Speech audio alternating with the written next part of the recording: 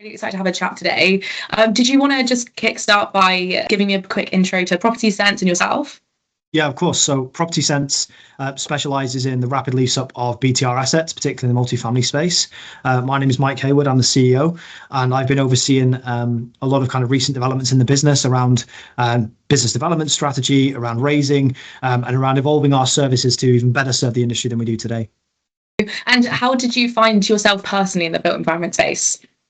I think, like a lot of people I've spoken to in the industry, kind of fell into it. I'm yet to meet someone who specifically said they set out to do property. It was always a side hustle that became a business or something that they fell into. I think mine was a combination of both. I've always been engaged with the industry on a personal level as a private residential landlord, but I think what I've discovered from the industry now is there's so much more to it, and I really fell into it initially in the property investment space. Progressed from there into kind of more aspects of social housing, standard kind of estate and letting agency, and then ended up in BTR. So I think it was kind of falling into it through a couple of contacts at the time, and then everything since then has kind of been an iteration of the previous business. What inspired you to actually start Property Sense? So I think when we first started it, like a lot of companies I know as well, we had a different vision for it than what it's become today. But ultimately, when in my head, I kind of really started Property Sense of what it is today was actually only around 18 months ago when we first entered the BTR space, because I really feel like that's when the business was born.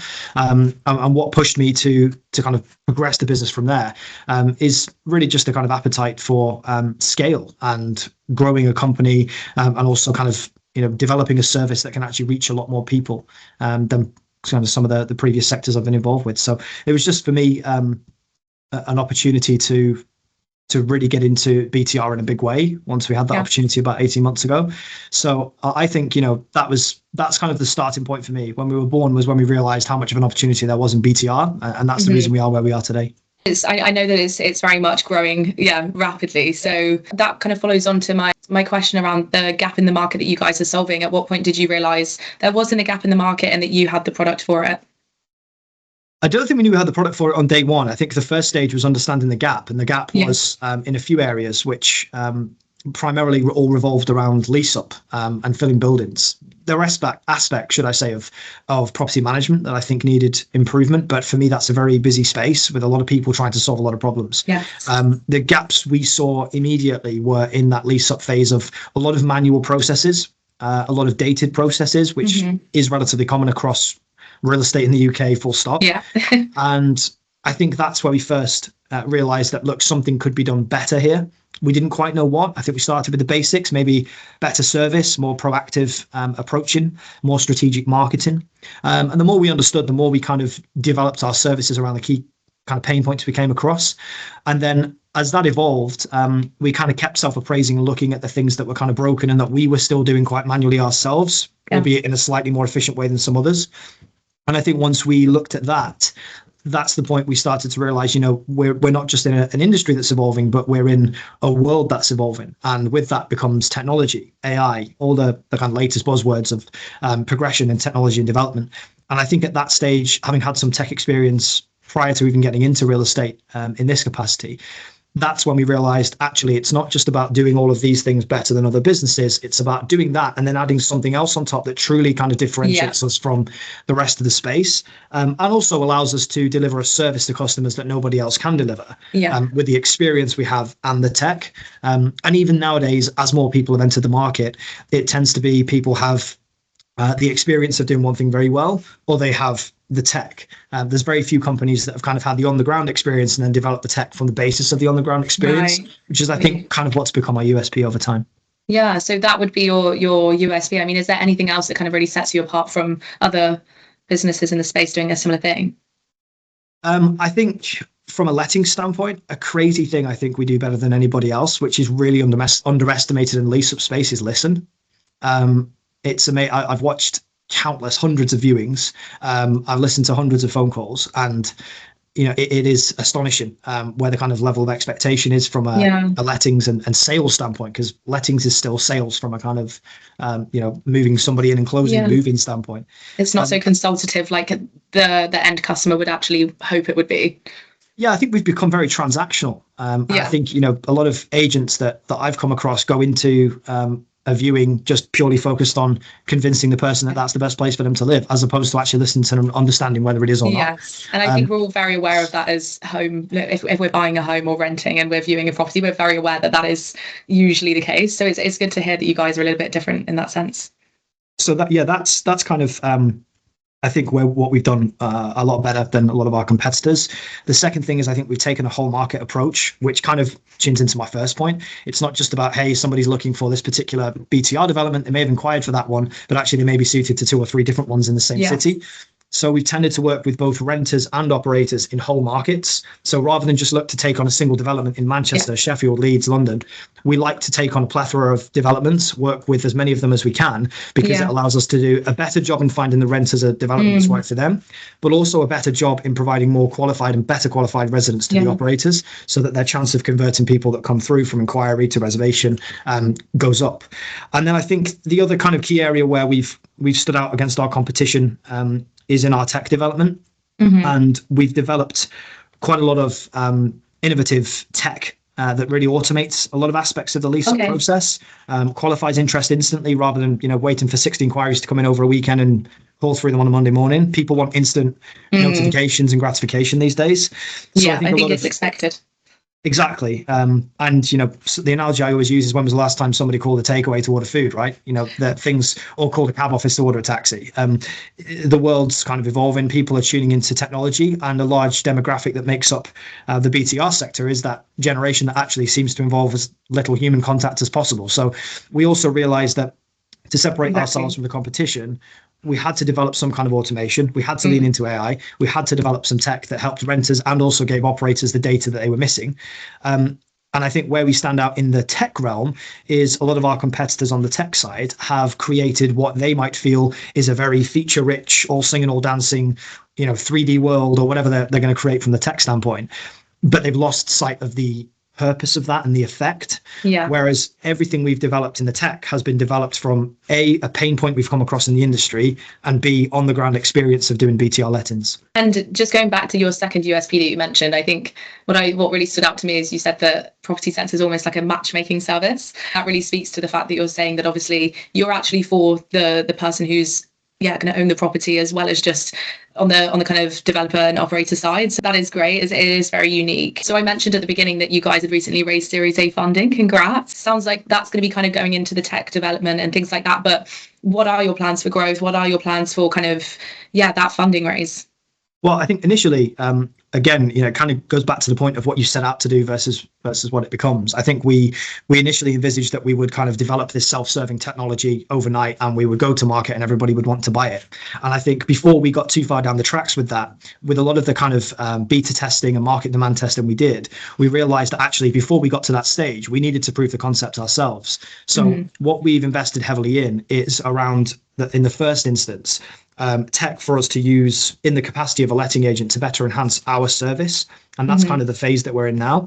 And we're using the tech that we've developed in its earliest stage to provide a better service to our clients, and almost kind of provide that smart letting service. And that's allowed us most recently to outperform a lot of other agents where we've been competing on lease up of schemes. The next phase for us beyond that is to integrate quite a few more systems that we're right in the process of doing now, which is quite exciting, and actually migrate what we're using now to provide a good service into a self-serving product that we can then license out to the sector. Because the difference is then that we know the operators and understand the operators from working with them in providing a service. We've showcased to them that, hey, this tech works, here are the stats and the data, not just, hey, it's great tech, buy it. Everybody's going to say to that, where's your data? Show me it's worked. So we've kind of leaned into that, so that as we move into 26, the plan is really going to be to take the tech to a whole new level with so much more AI capacity, smart capacity to be able to then confidently give it to operators and agencies to self-serve and use that platform as essentially a middleware. And our vision as a business is to ultimately create a system whereby you can, of course, use our letting service if you want to, but there is a standalone system that connects renters with operators. You get all of the tech provided to you, and you just pay a monthly subscription to us for the use of that service. That's the end goal. That would be amazing. I wanted to ask a couple of questions around like challenges in the industry. I mean, what are the main challenges that you foresee operators facing in the next, let's say, 1 to 2 years? And then on the back of that, how do you guys address that yourselves? think there's a long list of things. I think the hot topics at the moment, everybody's talking about renters' rights and the impact that will have on churn of tenancies. So obviously a concern of operators is that if, average churn in BTR is around 35%, if that creeps to 60%, what does that do to their numbers? It certainly impacts their investors. It impacts their ability to kind of draw down and go into other schemes. So I think certainly the impact of renters' rights and potential increase in churn of tenancies is one. I think another is, I was actually speaking to one of the main investors in the BTR multifamily space yesterday, who said they actually haven't invested in any new BTR multifamily now for nearly 3 years, and they don't envisage that they're going to anytime soon. So I think the other challenge there is that the market's quite tough. There's things like in the building regulation space, you'll hear everybody talk about Gateway 2 and the difficulty of getting things through. So I think there's a whole plethora of issues around that space, but I think building and regulations is a challenge in addition to renters' rights. And I think the final thing, which is a little bit more basic but true, is kind of competition. There's increased competition in a lot of the major cities. There's buildings going up left, right, and centre, despite there'd be even more if more were passing through more quickly. And I think renters are slowly but surely demanding more, but they want more without necessarily paying for more. So I think ERVs become a challenge as well, and that's one of the reasons why, with the tech we've developed, we've tried to address, you can't do much about Gateway 2, but we've tried to address the other points by, for instance, with churn, rather than waiting for 40 units to become available in 2 months' time and not be able to show people around them until they're vacant or you can get in and do a viewing. Our tech can actually flag when it's becoming available in visible form. People can browse it, look at the exact view from that unit, look around the apartment of interest, and put their name down and register their interest, knowing it will be available in 2 months' time. So then when the churn happens, each individual unit on the building has a visible list to the operator of people they can contact to get ahead of that churn. So that's just one example. And to the point on kind of ERVs and the challenges there, what we've managed to do since inception is collate a significant database of renters and take time to really understand them, what they're looking for. Not just, do you have pets? Do you want parking? More detailed questions. What kind of vibe are you looking for? What are the kind of top 3 things you look for in a development? What's the reason that you're looking to move? We get quite a detailed profile on them, which is where the kind of dating matching comes in. And I think the more data that we collect, the more we can then give operators. So, for example, if we've got data from the last 6 months, I could say to an operator who is considering building a development in Manchester in 12 months' time, did you know that in the last 3 months, 71% of renters in Manchester didn't care about parking? Did you know 56% of people noted this as their top amenity? The more data that you gather, the more informed you can make the operators. So that's another area where we're looking to kind of make the operators' future lives easier, so we can give them the data to tell them what renters want, and we can also give them the visuals to showcase their buildings before they even exist. Yeah, that's huge. And I never thought about, obviously, the fact that you're obviously providing them with all that data, which is ultimately going to help them make the buildings more kind of relevant as well. I mean, is there anything that you wanted to highlight in terms of challenges you didn't foresee happening that the business has faced over the last couple of years? I think the key challenges we faced have been getting people used to, I think, how do I describe it? New methods, new strategies. I think that's been a challenge. I think certain things, people have a lot of ideas, but certain things move very slowly. Yes, so I hear this a lot. Everything, you might have everything ready to enhance a company's development tomorrow, but then, PC moves back 4 months. So then they move the project back. Or, there's an element of kind of mindset shift as well that's difficult. With certain operators who don't want to necessarily try new things until they've seen everybody else do it and see it work out for them. So I think, uptake and changing mindsets and getting people to embrace new technology in itself is a bit of a challenge in some parts of the sector. And I think the other challenge is, you underestimate, whilst there's a lot of demand for renters out there, you underestimate the expectations that they have. So kind of going back to my earlier point, I think one of the things we've underestimated is that, there's so much available stock out there, and there are a huge number of renters wanting living, but the two don't necessarily fit, because if you've got 1,000 units available that are all north of 1,500 a month, and you've got a database of 2,000 people with a budget of 1,200, guess what? They ain't fitting. So you've got to. That's where the matchmaking piece really plays a role, because there's no shortage of demand, there's no shortage of inquiries. It's just kind of making them align. The conversion rates across the industry, from high street through to property management companies, the conversion rates largely, although operators I'm sure will all tell you a different story, that they don't have a problem with conversion. I think there are still a significant number of operators and a significant number of agents where the conversion rates should be and could be a lot higher.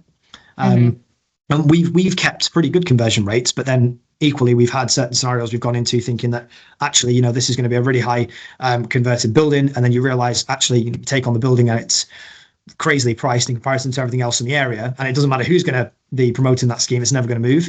So you learn kind of, you know, what's going to work, what isn't going to work. We're still learning now, but yeah, you know, I think the key is that we respond to that. So if something hasn't gone to plan, or you identify a problem, be honest, talk to the operator about it, talk to the renter about it. People appreciate transparency. Yeah. And if you have a conversation, a frank conversation, and say, look, guys, this hasn't worked, this hasn't worked, this hasn't worked, but use that as the kind of recipe for this is what we're going to do and why, that's the difference between, oh, well, it's not working, and just blame everybody else. So we do try and lean into it if we ever come up against challenges, and work with our clients, whether it's renters or operators, and say, how can we actually unpick this and help you? Because if we're not helping people, we're not doing our job. No, I'm curious as well. Just like, obviously, when you're asking renters a question, what do you need from a property to make it perfect for you? Do you feel like this is actually giving us too much choice? Do you ever have to go back to renters and say, look, this is unrealistic? Or does it just then give them no matches, or like no options for properties? Like, is there any point where you're consultative with renters and say,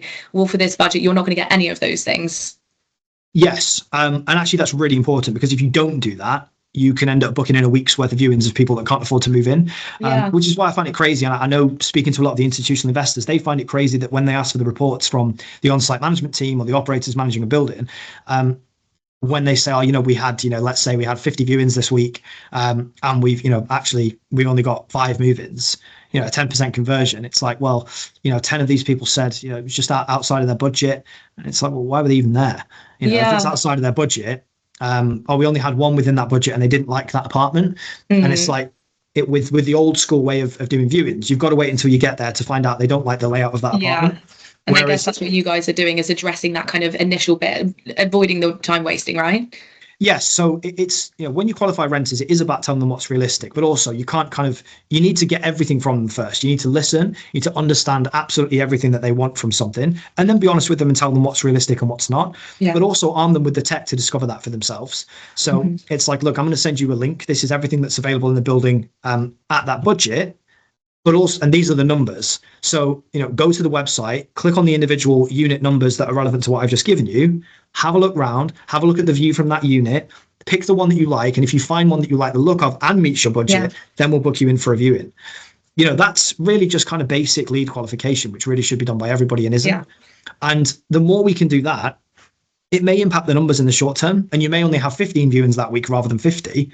But if you're closing 12 of them, rather than the 5 out of the 50, you know, it's really about that conversion. So we've learned that the hard way as well. You know, we've taken on new developments, got excited, and, you know, had, even on a single development, that, you know, sometimes some of my agents have had kind of 15 viewings just to themselves, just one agent in an individual development in a day, and then 9 of them don't show. And it's like, you know, that could have been actually 9 viewings worth of time spent at another development, or actually spent out, you know, doing outreach to potential other residents. So exactly. Well, I think it sounds great, and what you guys are doing, I think, is definitely needed, and I will be getting on board with it myself. So yeah, thank you so much for joining me today, Mike. Thank you very much for your time. Appreciate it.